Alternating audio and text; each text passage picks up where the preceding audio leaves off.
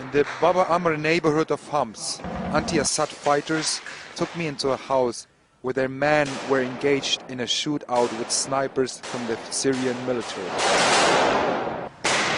These men say they are all defectors from Assad forces. They call themselves the Free Syrian Army.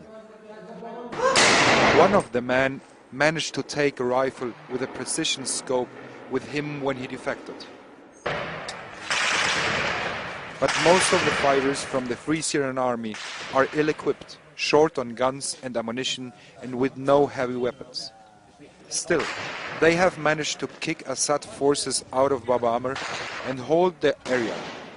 It's possibly the first place in Syria beyond government control. Checkpoints like this mark the front line. Assad's troops are about 25 to 30 meters away from us, with soldiers and tanks. We are here to prevent them from passing and killing young and old.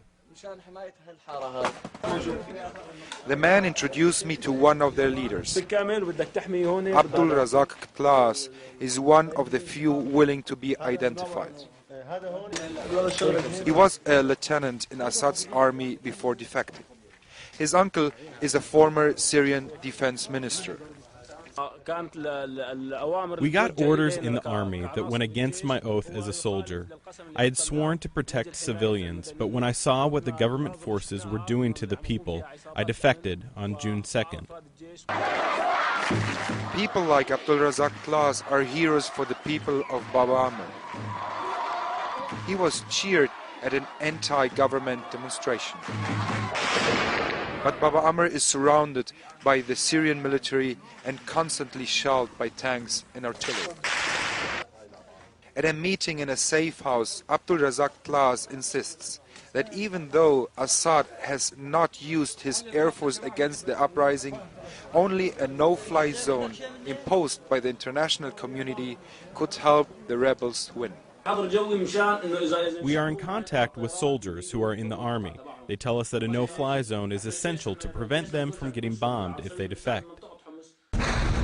For now, the men of the Free Syrian Army are fighting a guerrilla war against an overpowering foe.